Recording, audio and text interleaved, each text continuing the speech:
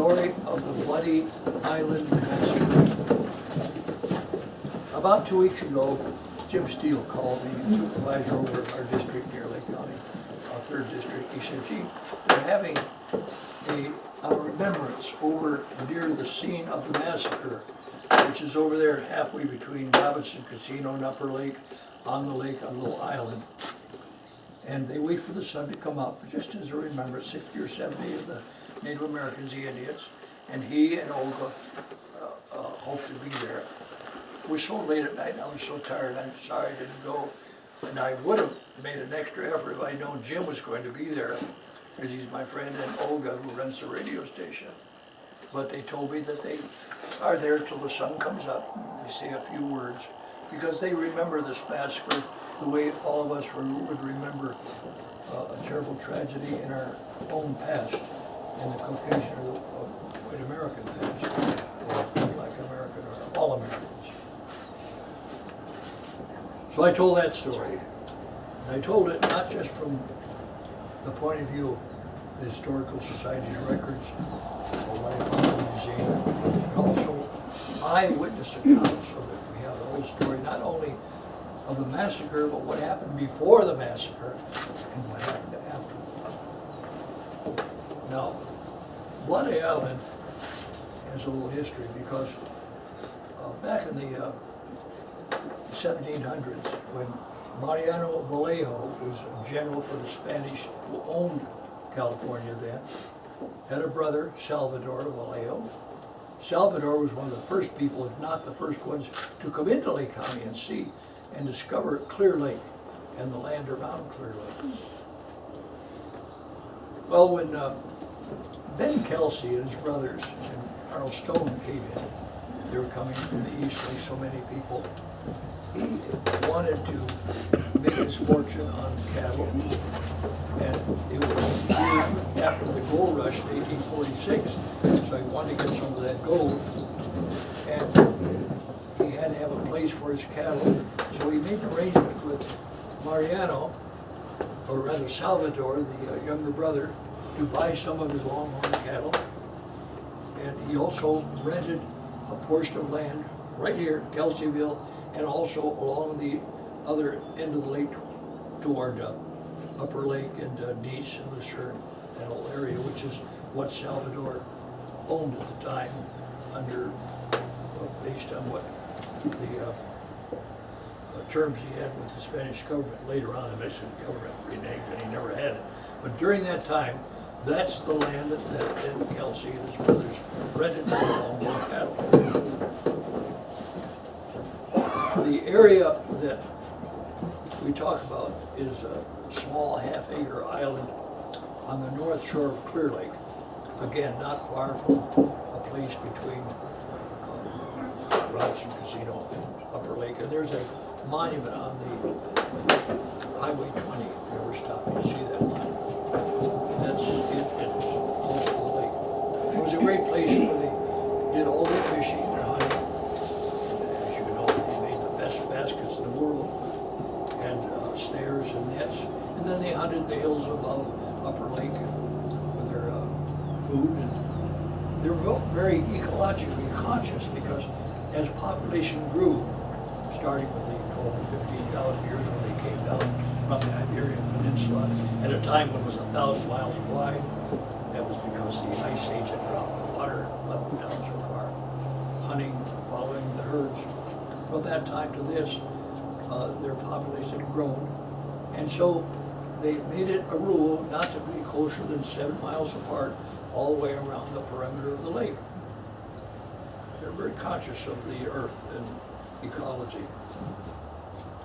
There are two groups especially, Kulinapo and the Habanapo. I'm not even sure the pronunciation, but that's how they sound phonetically if you try to say them. And Ben Kelsey needed laborers to build a ranch house, to build a corral for the horses, and also to do his work when he went up to the gold fields to dig gold. So he recruited people from these two tribes. Their first journey up there to the gold fields, around Sutter's Creek in that area, he had 26 Native Americans with him. and they hunted for gold, and in his own words, they came back with a bag full of gold as long as my arm. So he did very well with gold. He paid the 26 Indians, those that survived the trip, because they didn't get much to eat and they were worked pretty hard. Trousers, set of trousers, a pair of trousers, a shirt, and a red handkerchief. That was their pay. And I guess he had to be satisfied with that. The things went from bad to worse, and the people he had, there were several dozen, to take care of his ranch. He treated pretty badly. It's got so bad that before very long, they started to really have a reason to revolt. For example, they were all enslaved, all of them.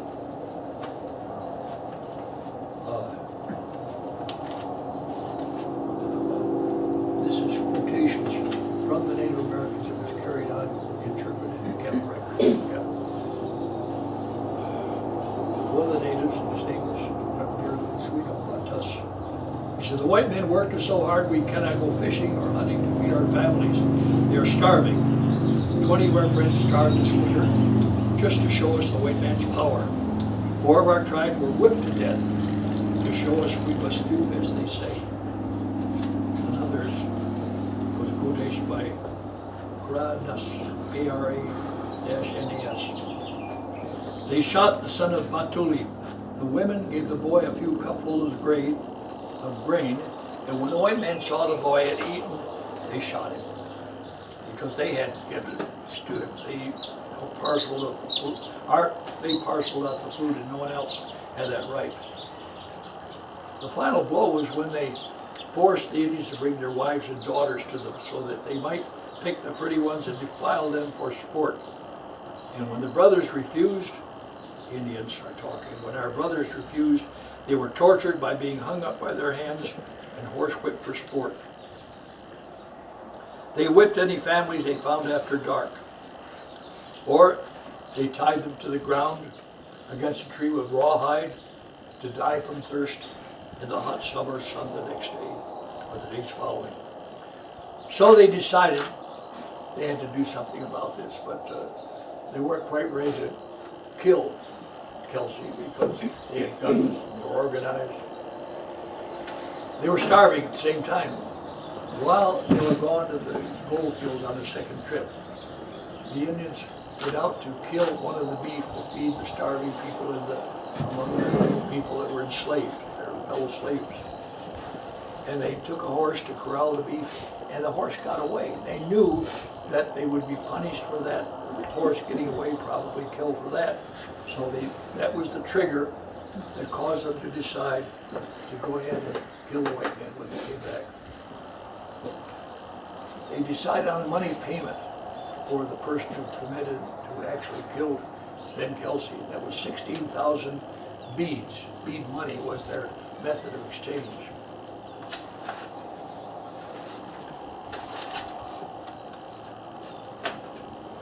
On the day when the men had all come back, and this is what happened. The next morning, Stone, that was the partner to the Kelseys, brought a cast iron pot of coals out of the house to light a fire under a pot of wheat for the natives to eat. And the 5 ringleaders were waiting. Of the 5, Okanas, also known as Coyote Jim, took Shuck's bow and shot Charles Stone, it was Charles Stone, in the stomach with an arrow at close range. The arrow did not penetrate deeply, and Stone was able to pull out the arrow as he ran. His only weapon of defense was an iron pot, and he fought his way back to the house. He managed to break one of the attacker's arms, and Andrew Kelsey, one of the Kelsey brothers, heard the ruckus and appeared at the door. "Stop this," he cried out in Spanish to his attackers. Didn't stop anybody. As he ran toward the creek, another Indian shot him in the back with an arrow. That slowed him down, but he kept running, and pulling the arrow from his back, he leaped into the stream. On the other side, more natives waited. One of the men was Chuhla, a man Kelsey believed he could trust. "Save me, John Locke," he said. "I cannot," he replied. "If I try to save you, I shall be killed." The other attackers crossed the stream and reached the bank. Holding Kelsey, who was weak from loss of blood, a second Indian known as Big Jim held Kelsey with Chola. Now Big Jim bore Kelsey no love. His son had been killed by Kelsey, and he was not about to release his prisoner. At that moment, Big Jim's wife, Da Bitow, arrived, and he said, "This is the man that killed our son. Here's your chance for revenge." Big Jim told his wife. With a spear, she stabbed Kelsey to the heart. They left his body on the riverbank for the coyotes to eat. Meanwhile, back at the house, the two leaders of revolt climbed the stairs looking for Stone. They followed his blood trail to the loft, and his foot was visible on the upstairs landing. Thinking he was alive and pretending to be dead, one of the men scratched an arrow tip across the sole of his foot, while the other man waited with a drawn bow to commit the coup de grace, but he was dead. Now Stone was the same man who had survived starvation with the Donner Party in the Sierra Mountains during that fierce winter 3 years before. He didn't survive this ordeal. Once his death was confirmed, they threw his body out of the second floor window, and the night finished, their leader appeared at the window. "Come, take all the food you wish," he called to his people below the yard. Now came the massacre. When they notified the army, of course, and when the army came back, Chief Augustine, I'm quoting him now because he was one of the eyewitness reports, they discovered the Indians on an island, Bloody Island, near Upper Lake. They sent 4 boats and a cannon and went to Lower Lake, where they got the Indian guides to show them the way to the Upper Lake Island.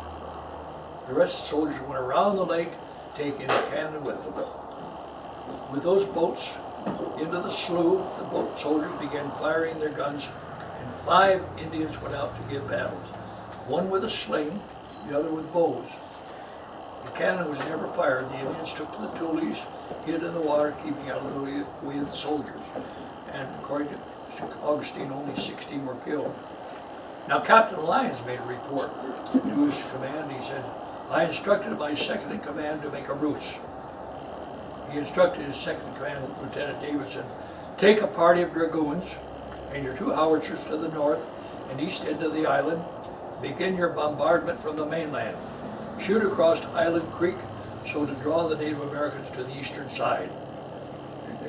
And his final order was, "Waste no time to parley."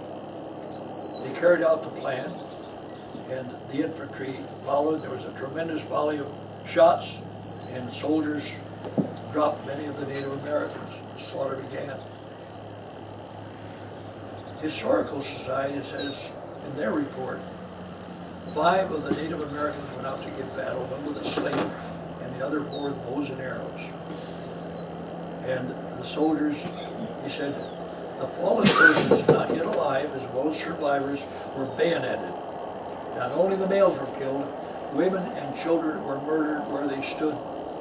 The soldiers hunted down the rest in a mop-up operation, and more than 100 men, women, and children died that day. As many as 200 natives being perished, either by guns or bayonets, or by committing suicide by drowning to escape the Holocaust. One old woman told of hiding in the tules. She said, "I saw white soldiers carrying Native American children around on bayonets. Then they tossed them into the water. After the soldiers left, it took us 4 or 5 days to find all the people killed by guns and bayonets. Then they took them back and cremated their bodies." Another version, one of the civilians, said the whites took the boats to the island where the Pomo met them in peace. And one of the Indians threw up his hand and said, "No harm, be a good man." He was shot in the arm, and the Pomo next to him was shot dead. After the massacre, that wasn't the end of it, because Lyon and the soldiers went looking for Indians on other tribes. They reasoned that this was a conspiracy by all the tribes in Lake County and in Sonoma County. So they set out and they went on a rampage, and every tribal center they found, they killed Indians. After the massacre and killing spree, they finished at one island that they go, this was Augustine talking, because they went out to the Ukiah Valley where they attacked another village, then down the Russian River to Santa Rosa, Sonoma, and then to Benicia. And they were satisfied, according to Lyons, that they'd all participated in the murder of Kelsey and Stone, and were harboring tribes known to be guilty. Well, when that was finished, then the vigilantes rode out. These were fire civilians who went after every Indian. They go to each ranch. They say to the ranch owner, do you have any, who are your tame Indians and who are your strange Indians? By tame ones, they meant the ones who were working for that rancher. The strange ones, they murdered. They went after a while, so finally some ranchers said, I've had enough of this bloodshed. They reported to the authorities. They came up and stopped the vigilantes, even brought them to trial down in Santa Rosa. The trouble is, the Supreme Court had not yet had any cases tried yet, and these judges were unfamiliar as to what the protocol was. It turned out they all got off scot-free. Well, every time I go down there, I learn about this in the book. Sometimes that's near where the massacre occurred and near where that big sign is. Sometimes on a sunny Sunday afternoon, if you walk along the clear lake shore near what remains of Bloody Island, you may hear the sounds of the screams and cries of the dying as the dragoons rode among them, hard at work with busy sabers and bayonets. The memory of that day is faded with the sands of time. Some still remember. That's the island, Bloody Island Massacre.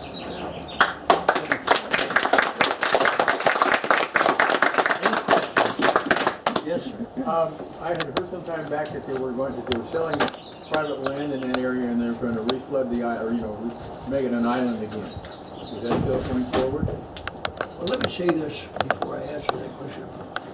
One of the conditions that caused the Indians to stop their uprising against all this bloodshed was that Reddick, the American Indian Affairs agent for the government, came in and set up a new treaty and gave them all the land around the old lake. Of course, at the time, that vanished away little by little. For example, Rattlesnake Island, which was really belonged to the tribe down there. A few years ago, someone came in to the city supervisors and said, I want to buy that island, put on a summer resort. They gave it to him, even though it was against the law, because only the United States government has the right to allow a white man to buy Indian land, which is theirs under a treaty. But no one did anything about it.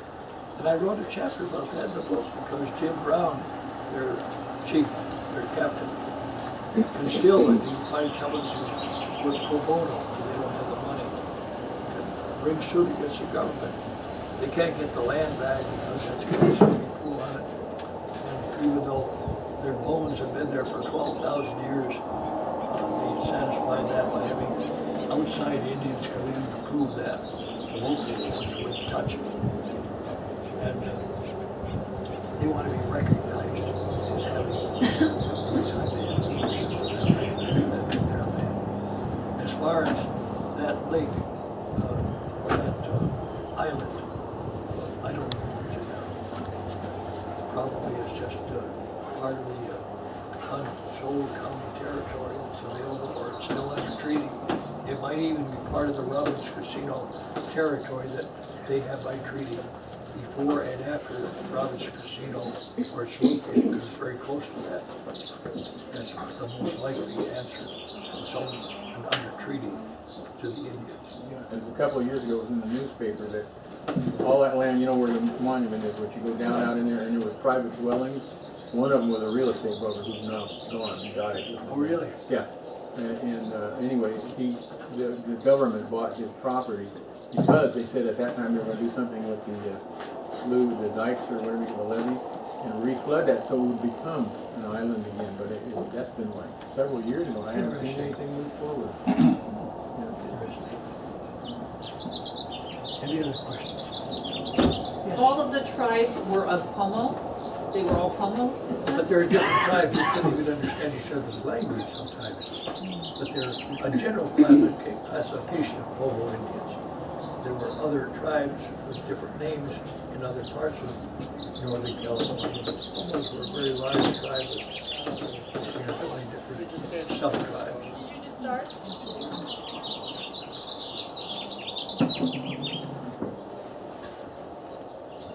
And another question, down at the Kelsey Creek Bridge to going into Kelseyville Yes. is a monument as well. Is that a tribute, or is that a place of recognition for anything significant? I've never actually stopped to read I it. haven't seen that monument. It's, yeah, I know, and I didn't stop either, Bill but it Hill. looks like it's been there Bell Hill forever. Road. Yeah, Yeah, oh, okay. Any idea what it says? Kelsey, Yeah, it talks about the first stone building, right? Yeah, doesn't And, really go into the history. Lake County, I guess. It You know, was, since I researched the book, I spent 3 years talking to geologists, John Parker, Jim Brown. I got his version on tape several times, and dozens of other people, genealogists, people in the historical museum people, and with the book, so it was carefully researched. I find out new things all the time. People alert me to this. You know, we never had a railroad. For example, I got an email from a man who happens to be the husband of Linda, who is our social services supervisor, and he's working on a project to bring transportation in for senior citizens in Lake County.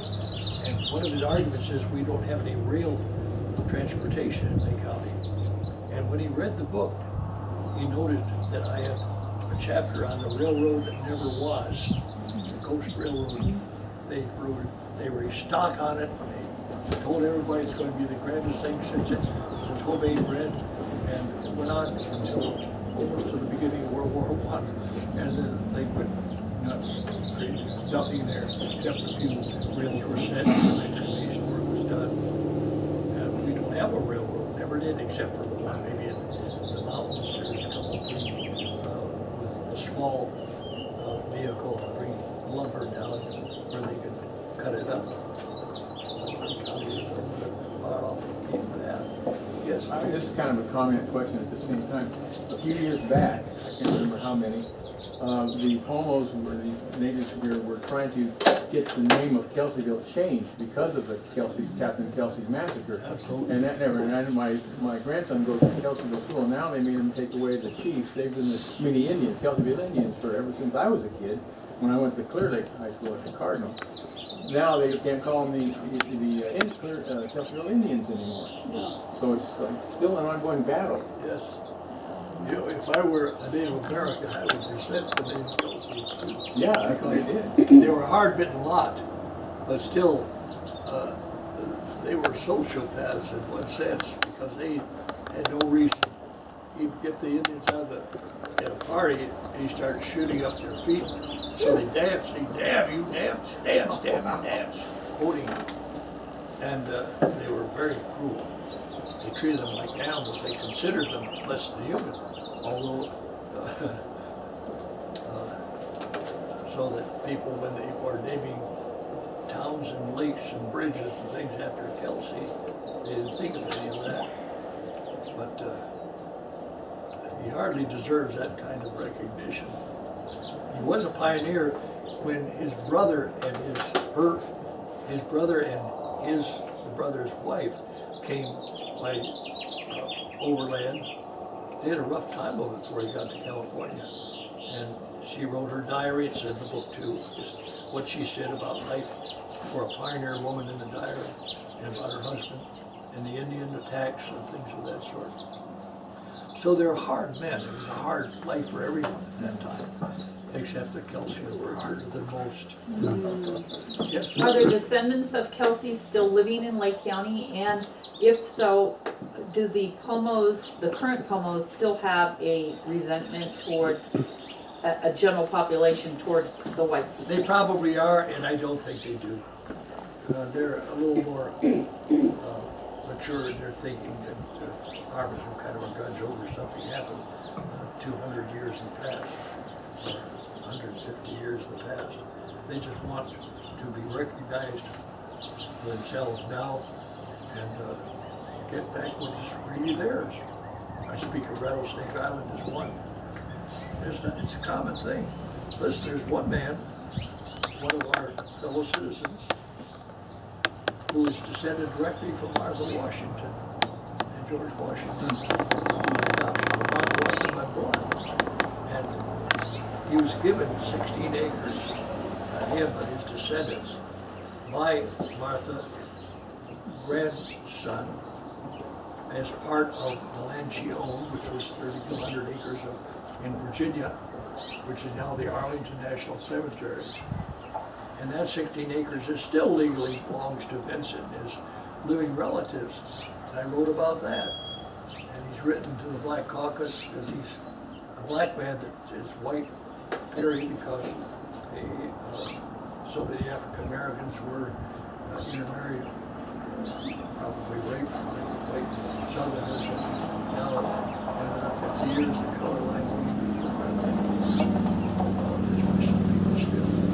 And they got no answer from Obama, the letter he wrote, but he's still working on it. In fact, they're going to have June 15th in Washington, the U.S. Forestry Service is going to have an affair where they have Robert E. Lee, who is a descendant of Martha and George's daughter's daughter, who lived at his estate, and she started claiming it as her own, the same property as her own. We're going to have an affair where they reenact the marriage of Robert E. Lee and his wife. At the same time, they have a reenactment of the marriage of the Charles Syphax, who's to Mariah, who were the two people who were slaves, freed slaves, who had owned the land. They're going to reenact that. And Vincent is sending back a report of the bloodline that was in the book with some corrections, bring it up to date, to give the people who are running this, that might be on CBS, big affair, they're starting to recognize corrections in the history. So many things have been skewed and changed over time.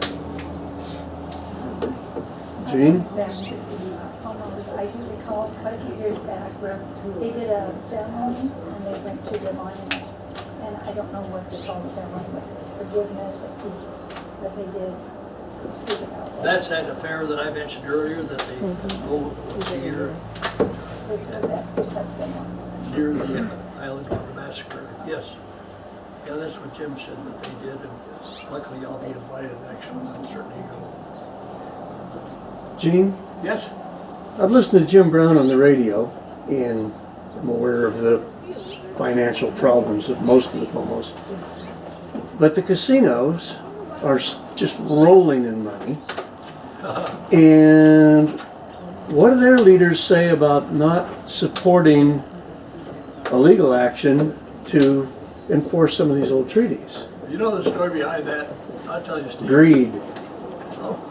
During the time when the government was trying to assimilate the natives here in Lake County, they did in other places in the United States, they would send the young man off to work and go to school in the East. Well, they came back, some of them were gang members. They came back as gang members, and then there was a big civil war between the two factions, the ones that run the casino and the Elam tribe over there on the shore. And there was shooting, in fact. Ray Evie Carl, who runs Meals on Wheels, she's part Cherokee, and she knows Jim Brown's wife and their kids, and she was there at the time. She told me they had to keeping the houses, otherwise he'd get shot up. And the police were afraid to patrol that area up there where the old tribe is. But it turned out that the young bloods who were ex-gang members had the power, and they took over the casino. And they voted Jim Brown out. He was running the whole shebang. And they separated them. And now, most currently, someone in that group who runs the casino and has the power, some of them live outside of the treaty area, have disenfranchised certain people in the tribe. They just said, you're out of the tribe, which means they get no hospitalization, no housing, no cash benefits under treaty that they had. And that's what Jim is fighting, and the U.S. government is being informed, and he's working with them to force them to follow the law. They have no right to do that. But it's not just in Lake County, it's all over the United States that these strongmen come up in the Indian Nation that kick out people they don't like, and they lose all the benefits of the treaty. Yeah, you're right. Yes. You mentioned that at the Bloody Island Massacre that their bodies were gathered up and incinerated or cremated. Was that customary for Pomo? And if they did have burials, where are those remains? Are they just throughout the shorelines, or is that why when we unearth areas that we find bones or fragments and then they have to stop? They did incinerate dead, but they also buried them later on as they got accustomed to the ways of the white man.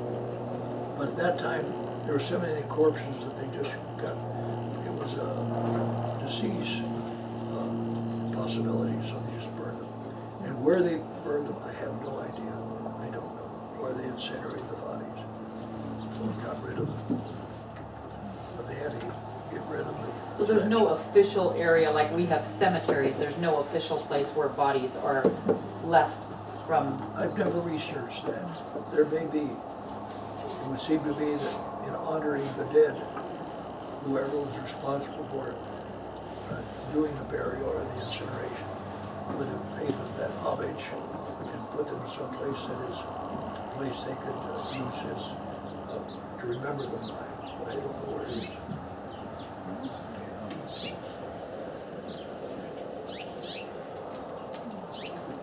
I said earlier, you're very fortunate to have a place like this for the Historical Society.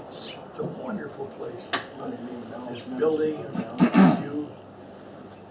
Yeah, it sure came a long way from it. How it used to look over there. Came a long way.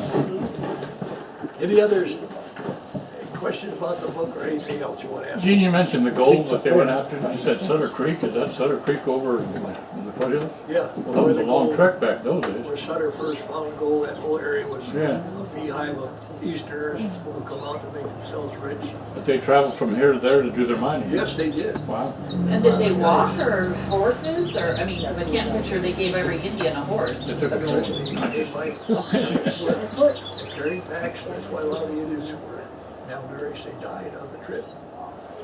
That was another part of the reason why the Indians were revolting. They were treated so badly.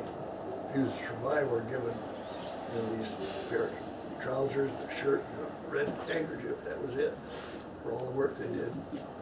He brought back a lot of gold. Got him started with his herds, his wealth.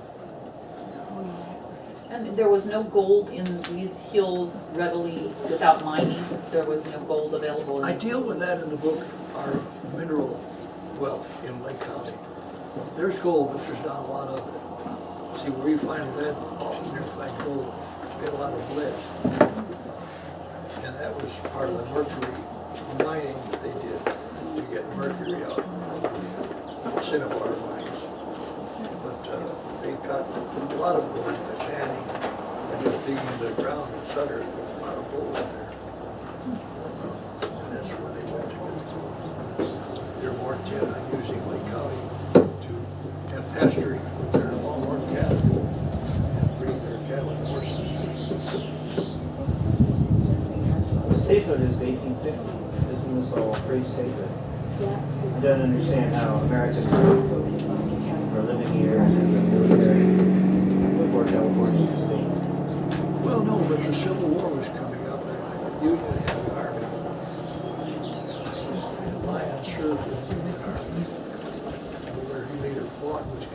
Indian.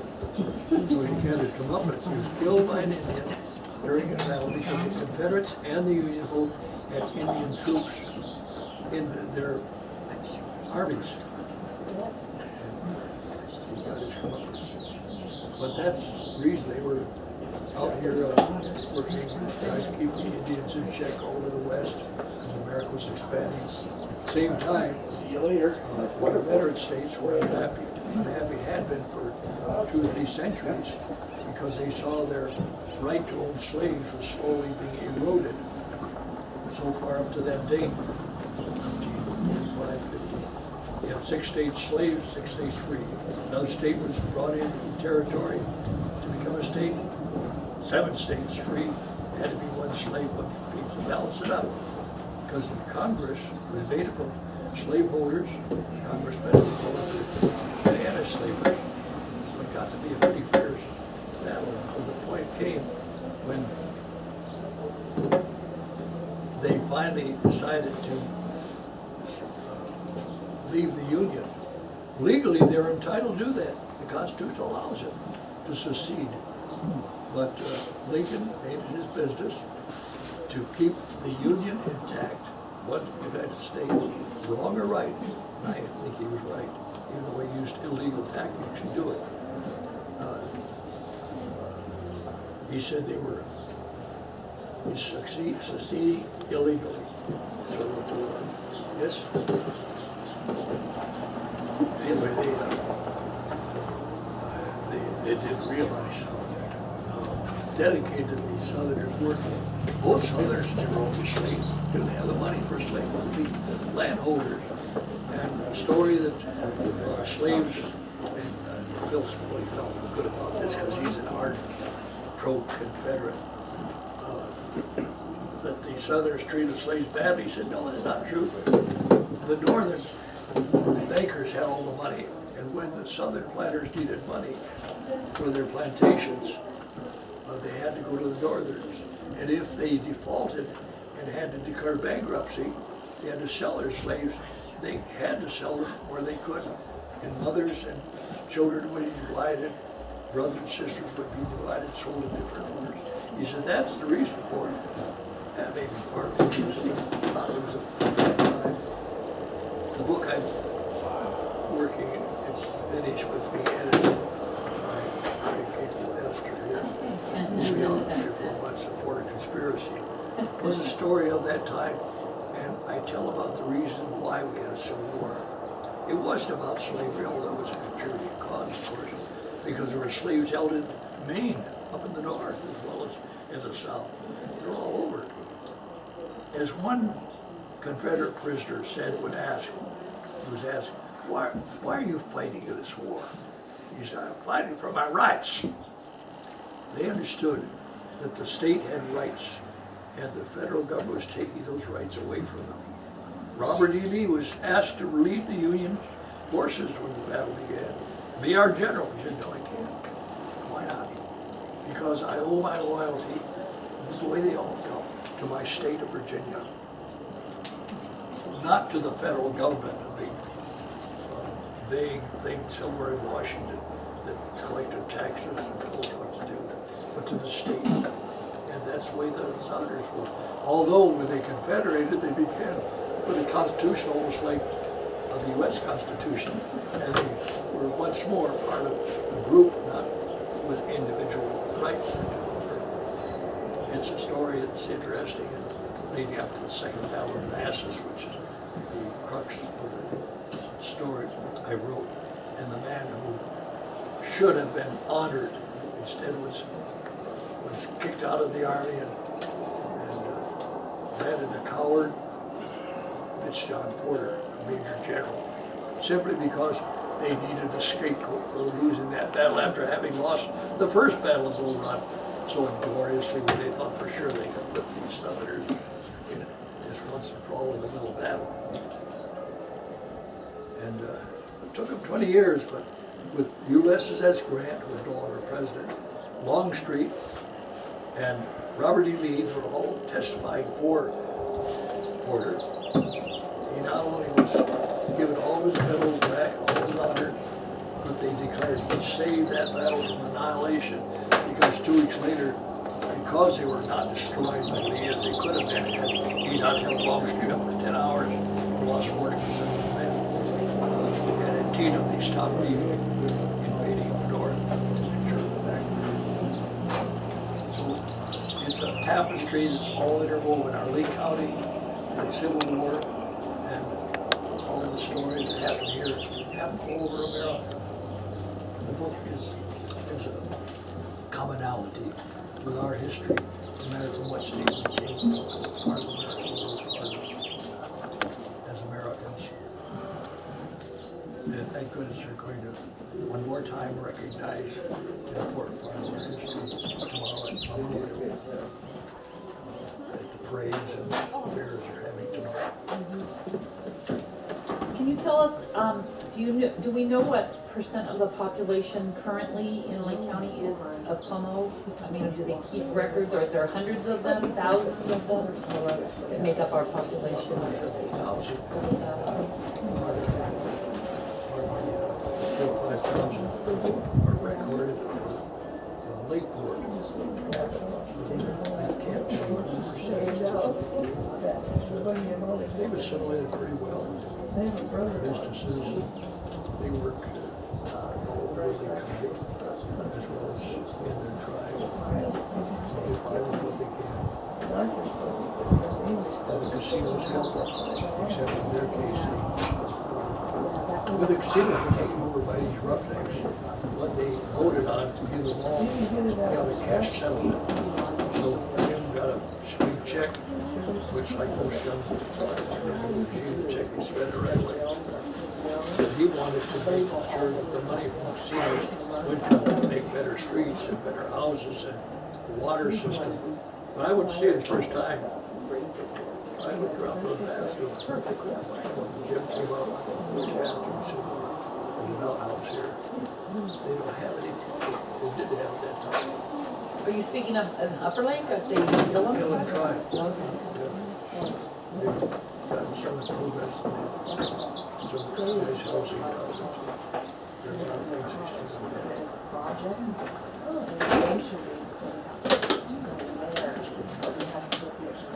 Well, in Judy's backyard is where you were a couple. Say that again? In Judy's backyard is where you were a couple of parents. Yeah. From San Francisco. They're parrots. Parrots I've seen, in Lake County. I've seen a couple parrots. Really? That's what I was waiting for. Green and they have. Yeah, they're parrots, they're just, they don't look like they, Little short ones? like they should be in a bird cage, they're kinda getting wild. Yeah, yeah. That's why I said that. I knew there'd be something. I seen one in Lower Lake, and I think I seen one, on the backside of Boggs. There's one up at up above the Riviera School, the Oh, really? elementary school next where I live. And there's been one Yeah, we visiting. live right there too. Yeah, been Oh, we just visiting. moved in there. Listen, I always said Lake County has everything. In fact, I wrote about a monster that they spotted in Clear Lake. Yeah, the Loch Ness. Of course, he didn't drink your beer all afternoon, but. Well, I'm gonna teach the parrots. And Blue Lakes has a monster. They feel that if you Yeah. not careful, Blue Lakes, I've heard. one of the persons disappeared under the water. With this monster. That's supposed to bottomless lake, it's a very deep lake. There's a lake. It's not deep. Yeah, I thought it was one deep. the abominable snowman's been the scene. He had them up there, my wife bought one. Does he have a book up there? That was a hot drawer. Another I part of the probably lake didn't catch that it will either. interest the ladies. Another part of the book that will interest the ladies is I wrote about what the women did in the 1800s to stay beautiful. And of course, they wore corsets. If the girl was too skinny, the mother tried to force feed her because nobody wanted a skinny girl. She got too plump. And of course, she had to hold herself in with a corset. But the skinny one would wear lots of extra clothing to look bigger than she was. And they used to, for their eyelashes, and if they black moss, they used soot lantern. If they were not careful, they got in their eyes, that was really bad. And if they got freckles, my lord, they used Trying to get settled every 3 years. they put something on their skin to look like That's what the rented place. But I laughed about that because there are a number of different rules and all the things they did. And they lived by it. It was very important that they have these really eggs. They have stores in every corner. If you raise your hand.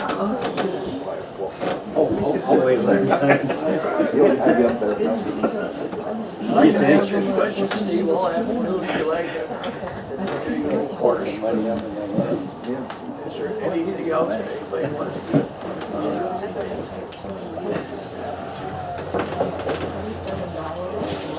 If not, Gene has brought about to share with us. I've had one for a good while, and I really enjoyed it. I haven't completed it yet, but it's really good. If you all want to. And when the next book comes out, it's Cleo Chronicles. I wrote about my cat. And the Porter Conspiracy, I'm about 3 or 4 months. Excuse me, to clarify one thing on the natives, the Elam is at the south end of the lake rather than Invite everybody back upper to lake. Because you know that the Civil War happened at? AMC. Okay, I thought somebody said it was an upper lake. Yeah.